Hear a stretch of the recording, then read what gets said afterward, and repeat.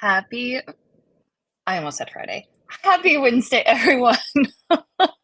I'm going on a vacation tomorrow, so it absolutely feels like today is Friday for me. Not to rub it in, but like your girl's going to see a beach, which I didn't think I was going to. Anyway, very, very, very excited. How is everyone? Sorry that I missed last week, but I am very, very, very excited to be back. Welcome to Prowess Goes Live, and you are all in for a treat. But before we get started, let's make this a two-way communication. Thank you, Belinda. Let's make this a two-way communication. So we're talking all about managing money today. So my question is, if there was, like, if you got all the money in the world, what would you purchase right now? And it doesn't have to be anything extravagant.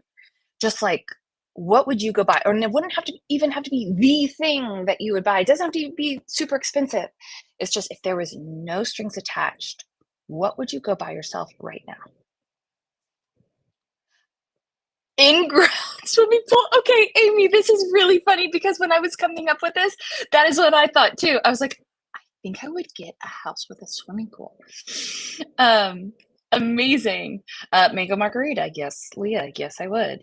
One size of my body. What else? What else? If money was no object, I'd go for a massage. Yes, Belinda, that sounds wonderful. Yes, yes, yes, yes. So good. So good. Well, keep the answers coming. All of you probably know me by now, but I'm Ashley Connell, CEO and founder of Prowess Project. What we do at Prowess is we help people who want to create a flexible career doing operational or business management services. We train them how to do the job and how to start their own business. And then as they're going through our training, we gather hundreds of different data points that we use to match them with their ideal clients. So our goal for this weekly call is just to help you with that journey, get you access to people that you maybe never would have met before, get you the information that you need in order to be the best ops person, entrepreneur, and really just human being as you possibly can. And today, I'm very excited about our guest because I think it's very rare that you find someone like this. When you think of someone who helps with financial planning, I think of someone in a blue polo, probably pale male Yale, and someone who hasn't smiled in, oh, I don't know, 3 weeks. Like that's what I start to picture. And our guest for today could not be more opposite from that no smiling. I am absolutely thrilled to bring up Allie Beckmann. Miss Beckmann, welcome, welcome, welcome. Hi, thank you. What a nice intro. Oh, yes, girl. Yes, girl. Again, I've just been really, really excited because what you do is so needed and the way you do it's even more special. So before we dive into all the questions, can you give us your journey? Tell us how you got to where you are today. Yeah, I'll give you the consolidated version because it's a bit of a winding path. I spent 15 years as a professional theater artist. So I went to school for theater. I worked as an actor and a performer, a director. Yes, we love winding paths. They're the most interesting. We call them the patchwork quilt. So yeah, Yes. Yes. It's way more fun that way. yes. Yeah, and I spent my theatrical career doing a fair amount of traditional entertainment stuff, but then also really exploring the intersection of how to use the arts and inside social justice work. So doing a lot of yeah, exploring how we can use the arts to progress social change, a lot of community work and that kind of stuff. I The last 6 years of my theatrical career, I was a yoga and meditation instructor. It was mostly full time, to be honest, teaching in all sorts of places, ways, people, styles. Um, always been really passionate again about using um, that kind of modality, mindfulness modality, movement modality to empower people to, get to know themselves better, trust themselves better, love themselves a little more authentically. I started my first business in the health and wellness field, doing corporate health and wellness trainings. Again, just like teaching people how their bodies work, how their breath works. So important. And then COVID happened, and my entire life turned upside down or crumbled, however you want to phrase that. And honestly, it was an opportunity for me to reevaluate what was and wasn't working. And I'm a big root cause analysis kind of a person. And at the end of the day, I realized my lack of prioritization on money was at the root of a lot of my problems. And I've never been driven by money. I never cared about making it. I've always been driven by impact and mission and like the work, right? And you become a social justice theater facilitator. It's like you're not raking in the dough. Newsflash. Surprise, surprise. It's really highly fulfilling, but like not in my bank account. And so I got to this point where I really realized that lack of stability was actually starting to impact my ability to be creative, to take risks, to think boldly, to think expansively. And it was bleeding out into all my other areas of life and just creating a lot of stress. And so I realized I needed to really prioritize my own financial stability. And I started looking for a new career, and then finance actually found me. And after a lot of due diligence and back and forth at like taking a real big left turn from the counterculture I was very comfortably living in, I saw a lot of alignment with my core being, an opportunity to be an educator, an opportunity to still make a huge impact, an opportunity to still be a business owner, and to get the education I never got in terms of financial literacy and wellness. So I said, worst case scenario, I'm going to do it. If it doesn't work out, I'll do something else. But 5 years later, it has worked out pretty well. So here's where I am now. Oh my gosh. I mean, you knew this before, but I absolutely love your story and your winding path. I think that so many people can relate to it. Hmm. And I love how you are serving your clients now. So let's talk about that. Yeah. What is it that you offer clients and how is it different? Yeah, so I'm a financial planner, a financial advisor, right? I really because I have a background in holistic thinking and holistic living, that carries over into finance. So I'm very much a comprehensive financial planner. Money touches every part of our lives. And so as a planner, I want to have my hands in all of those pots and understand the impact money is making across the board and not just live in a silo, just focusing on investments necessarily. So I take my clients through a really comprehensive financial planning process to, identify what matters to them, identify goals they want to reach, and then really get clear on where they're starting from and then where they want to go, and then building that roadmap for them to get from A to B in a values aligned way, in a way that works with their behavioral and emotional style, and in a way that is most efficient, really. So that's kind of the traditional side of things. Something that makes the way we do things really different is the integration of a lot of emotional intelligence and behavioral coaching. My clients will often, I'm like equal parts financial planner, financial coach, and financial therapist. And it just kind of depends on like what is needed on any given day for like how I'm going to show up per client. And so with that, when we think about money for the consumer, for the client, for you, it is mostly emotional, right? I bring the benefit of having some of that objectivity and being like, we can separate the emotions from the numbers a little bit. And yet, I think a lot of financial planners are missing an opportunity to actually, though, integrate the emotions into the overall plan. Our emotions directly impact our behavior, and our behavior directly impacts our ability to make progress or not. And so I think that it's really important to create a safe space for my clients to talk about the emotional side of money and just talk about, that ripple effect that money can have on our lives, even when it's not directly about the money. if they feel safe to talk to me about that, I can then take that into consideration when it comes to both how I'm building their plan, but also the implementation of their plan. Again, it's that behavioral link. What are they going through? What do they need? And how can I then best support them? This is that coaching aspect. How can I best support them so that I'm meeting them where they are and Mm. helping them make progress in a way that, again, it still feels aligned, it's values aligned, it's personality aligned, lifestyles aligned. So that's a big differentiator. And then I do a lot of work with business owners as well, where I do a lot more than most advisors, kind of getting into the business financials and kind of doing some like CFO light work where I'm really helping.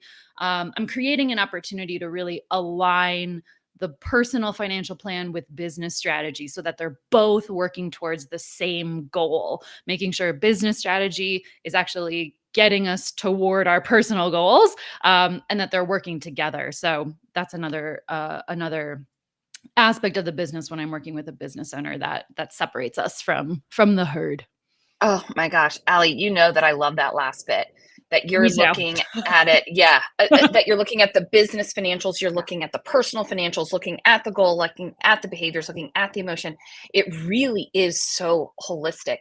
So everything that you're saying, I can follow along from a like theoretical standpoint. Mm. Can you give us a hypothetical example of someone who would come to you and how you would use their values and behaviors to build out this plan? Yeah. So I'll give you a real story. One of my clients called me a couple years ago. She was headhunted by Apple. And she was like, I don't think I'm going to get this job, but I'm going to go through the interview process. She got the job. It was amazing. And it involved a relocation from the East Coast all the way over to San Francisco. And she, they loved their home, they loved their neighborhood. This was not in the plan Yeah. necessarily, and so she calls me and she's like, "Oh my gosh, we just have all these questions. First of all, I don't even know if I should take it. It involves, do we move? Do we sell our house? Do we keep our house?" Right? All these flurry of Mm. questions that came up for her, right? And so the first question I asked her was, will taking this job and making this move help you live in greater alignment with your values? And she really, I could like feel her shoulders drop over the phone, where it's like, oh, right, all of those details, the weeds that are so easy to get into when we're thinking about our money stuff, just kind of fell away. And it brought her back to what matters most to her. But I think more importantly, it put her in the position of choice and power, where it's like, we're making this decision based on what matters to you and what success, what happiness feels like and looks like to you. And so that's one example of, how we integrate values into the financial plan, into the financial decision making, where at the end of the day, in my opinion, if our money is just a tool, we can use it to support anything. And if it's not helping us live in greater alignment with the things that truly matter to us, I think we're missing an opportunity.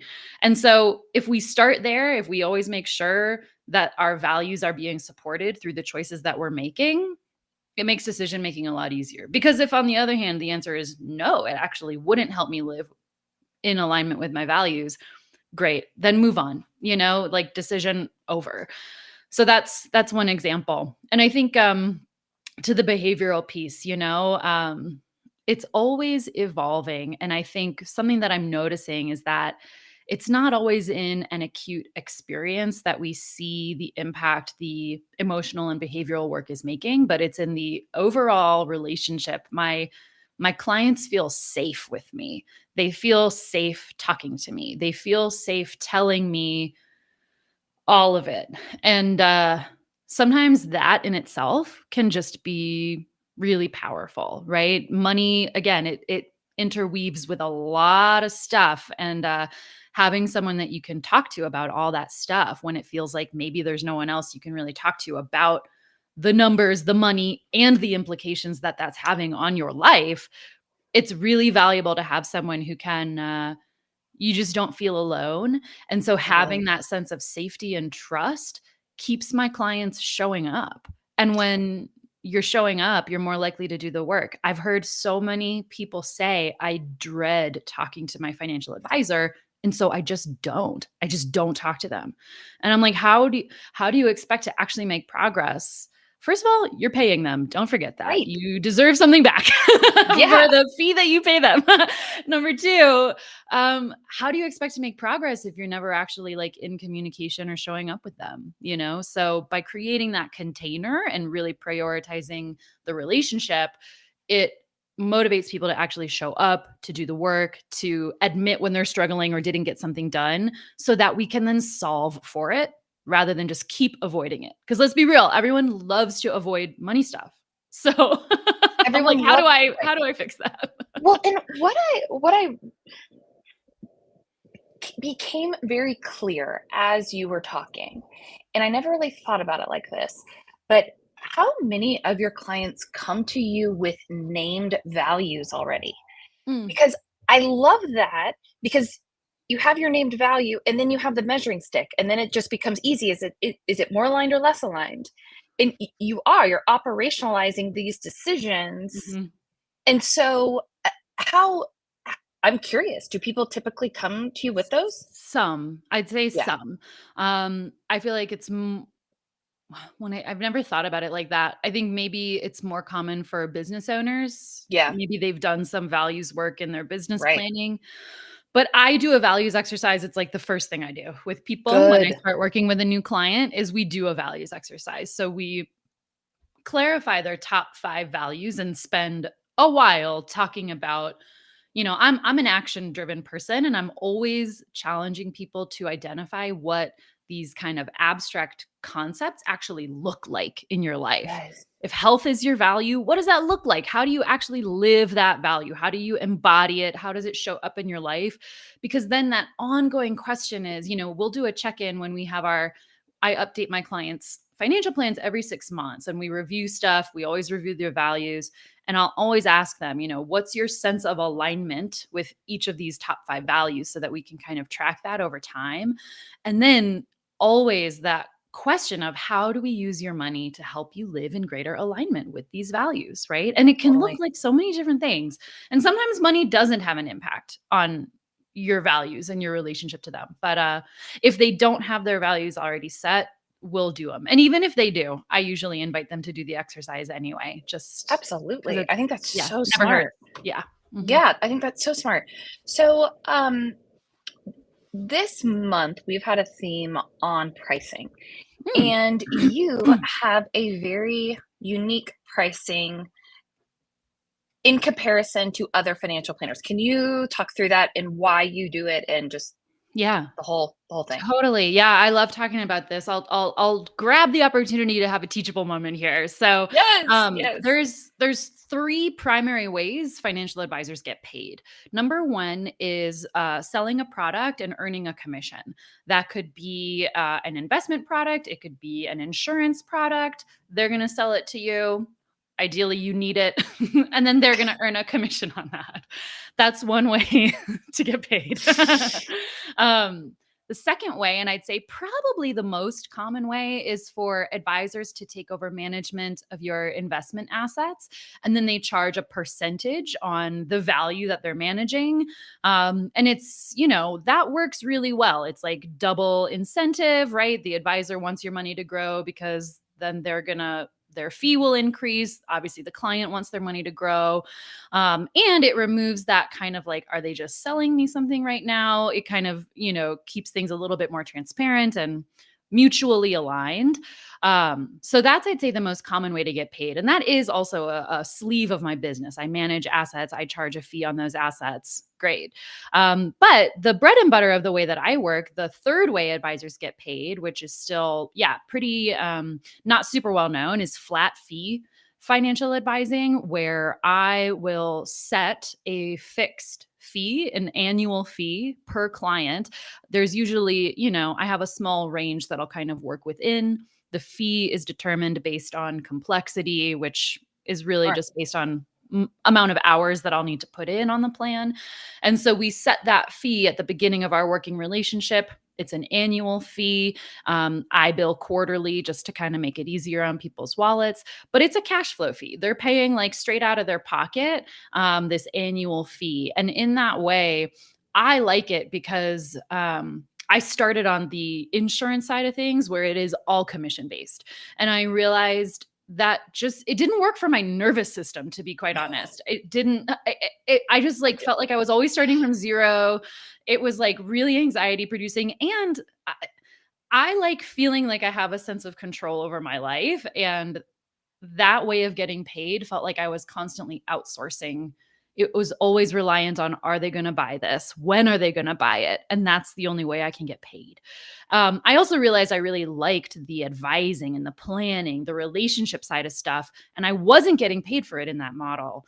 Right. So I learned about flat fee and I liked it because it was so transparent. You know exactly how much you're paying. Again, so many people don't even know how much they're paying their financial advisors, like most.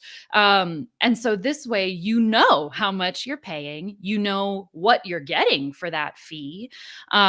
And it just keeps things super transparent. It also removes, most, if not all, conflicts of interest from my advice because now, again, like I know how I'm getting paid.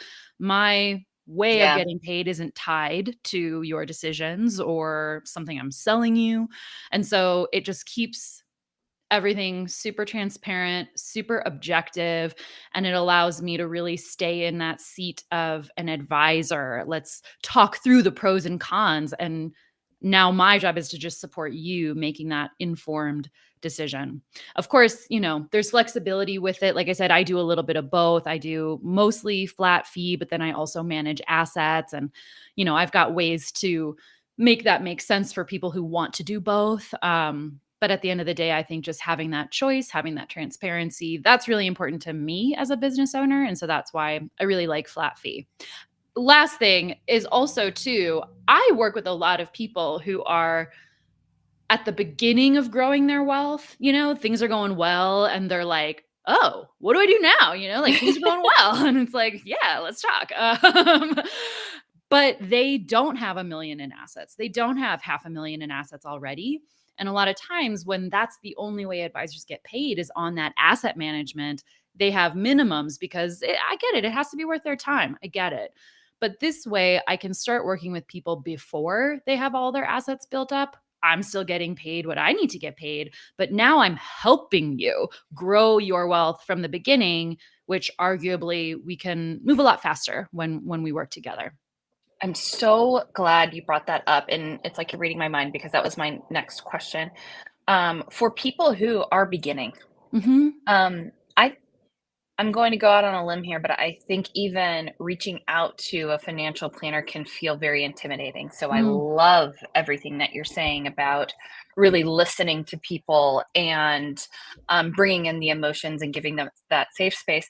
But for a lot of our listeners, are corporate either runaways or currently have a corporate job and they're thinking about how they go full-time operations consultant. And so what is the first thing that you would tell them to do Mm. in order to start their journey of financial planning? I mean, short answer, it depends, always depends. Right? It's No, like, yep, but it's so yep, true because it just depends on like where are you starting from and where do you want to go. That's going to yeah. inform the bridge we choose to build. Um, that said, the place that I usually maybe not start, but always like come back to as the Hmm. foundation is understanding your cash flow. Getting an and this is oftentimes the darkest spot. It's like the Yes. shadowiest spot for most people, regardless of how much money you have, regardless of how much money you make. Bless you. Most Thank you. people are really in the dark on like what's coming in and what's going out. And as a financial planner, if our goal is to like be building your wealth, that's probably going to come with some sort of contribution schedule, right? How Right. much can we be saving? How much can we be putting into your investments? And that number is going to be determined by your cash flow, inflow and outflow. So I'd say if you don't have an understanding, get really clear on what you're taking home every Mhm. month, and Mhm. then get an idea as specific as you want or can as to like how much is going out every month and figure out that number. Is it positive? How much is it? And then you get some choice where you're like, "Oh, I have an extra $500 a month. What do I do with that?" Right? Like, great. That's a great reason to reach out to a planner where it's like, "Oh, I do have surplus. I want to be smart with it." Or if it's negative, if you're not cash flow positive every month, that's something that's going to need to be solved probably first. And so Right. then it's a matter of where does it make sense to start solving that problem? Is it debt restructuring? Is it revenue? Is it looking at your spending through your values and looking at Oh, spots that you can either make different choices or just eliminate altogether because they're not actually like helping you live in alignment with what matters. And it's just hard. It's hard in this consumer economy to like remember that. So it just depends, but I'd say that's like going to be such a foundational piece of what your next move is. So just get clear on that cash flow understanding. I'm so glad that you brought that up, is like spending with your values or from your values. I think that is always such a good reminder for me, and I try to Mhm. think through that at least once a month, especially when I'm getting Yeah. anxious about money, if and Yeah.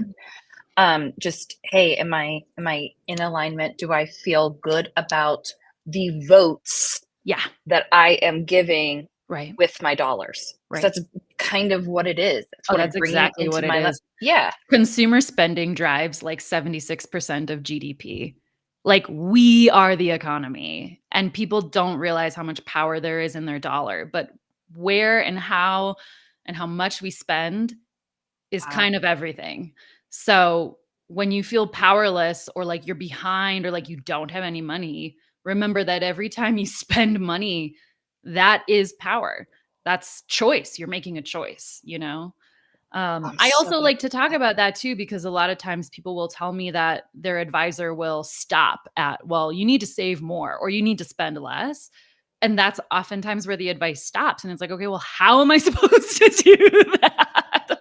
And again, rent's that's rent, kind of where I man, like blend the yeah. coaching aspect. But I think the values aligned spending is such a great exercise because if we do need to reduce our spending, how do we do it in a way, we got to think about like we got to be realistic and we have to think about what is sustainable. And so you can't just like be super restrictive all of a sudden. It might last for a month or two, but it's not going to last forever.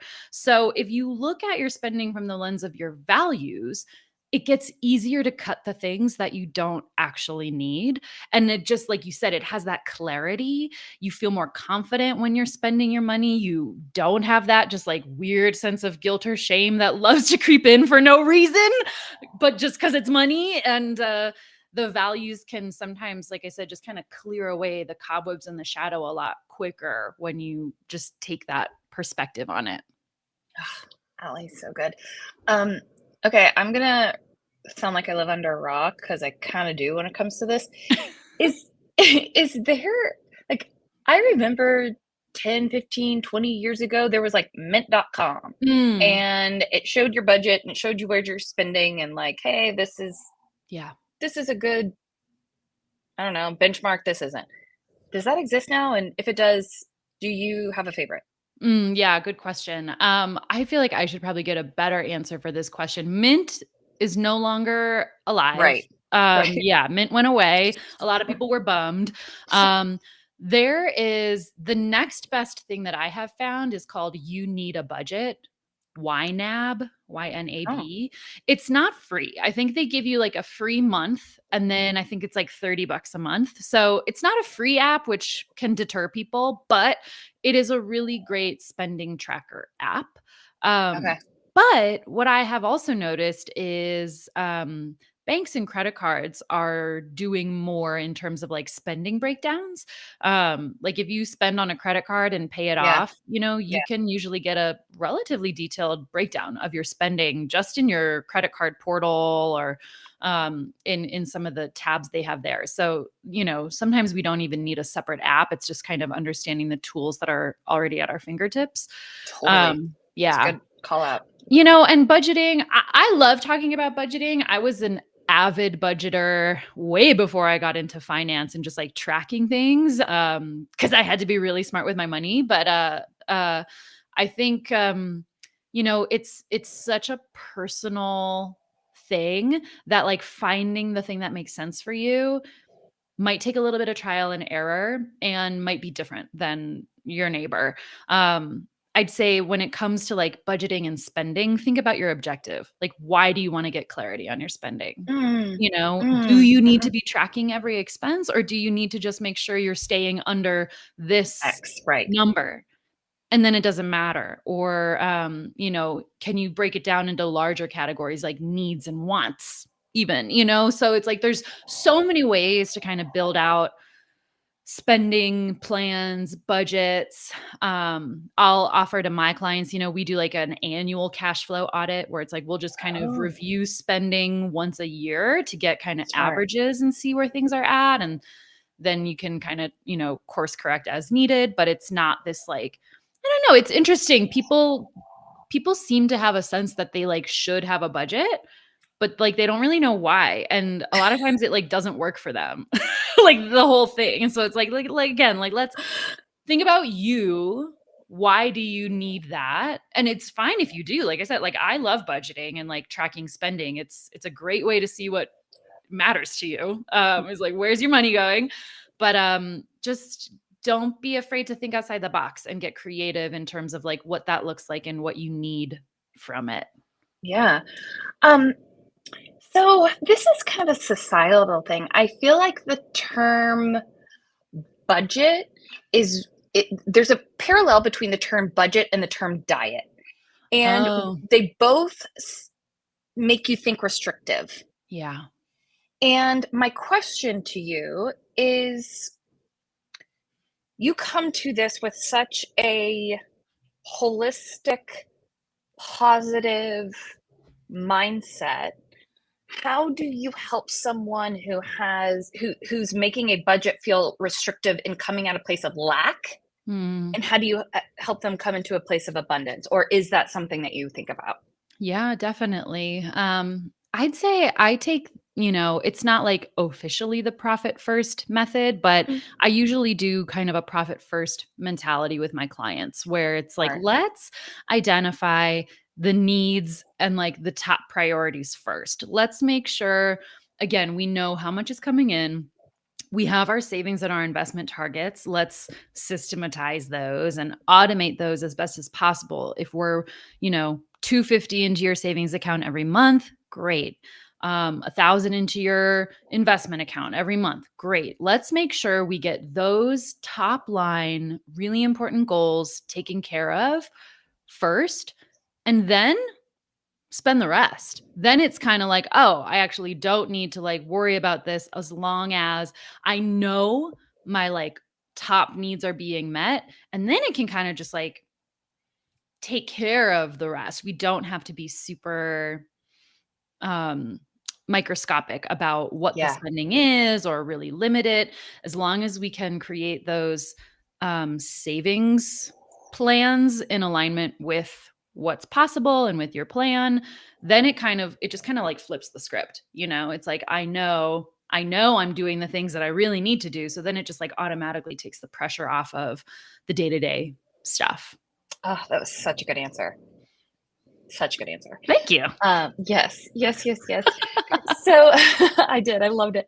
Um, so all of the listeners here are operations people, and we hear from most of them who they want to work with someday. And a lot of Mhm. them want to work with female business owners and in the wealth category.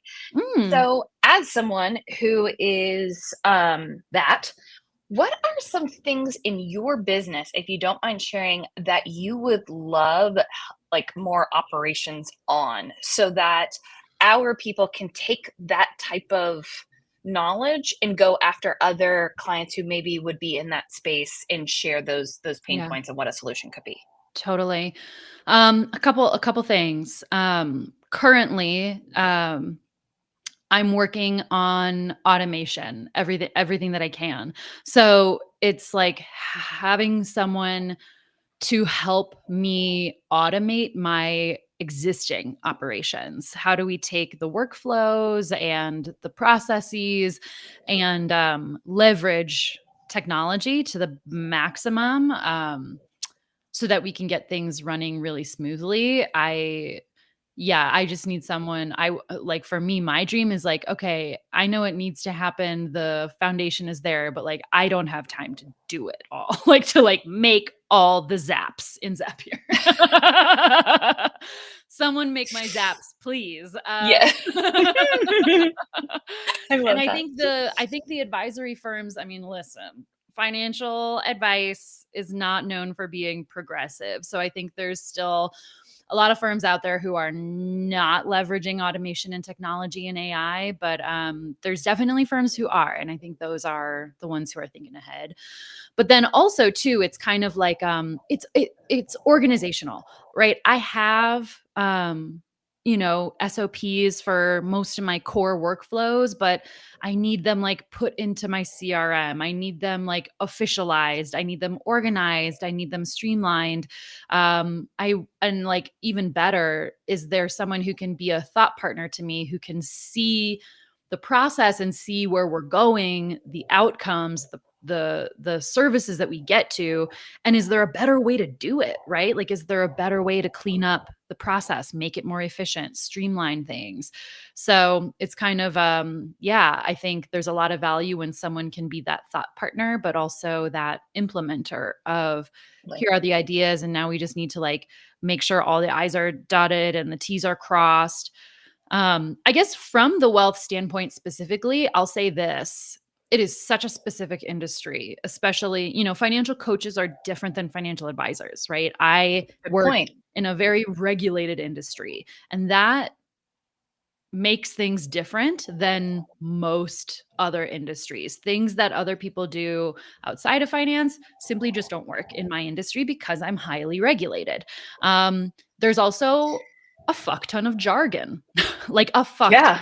ton, like Yeah. so many freaking acronyms, so many Yeah. numbers, like that. And so much of operations has to do with like account management, client service, and a lot of that stuff is in the paperwork. It's in like specifics of different kinds of transfers.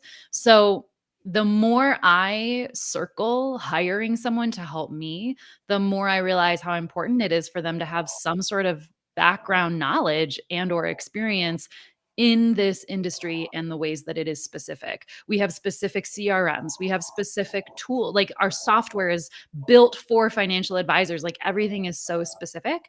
So coming in already knowing like the major players in the tech stack that most financial advisors use, light years ahead, right? Because I don't want to have to teach you my CRM. I want you to know my CRM and then help me optimize it. Totally.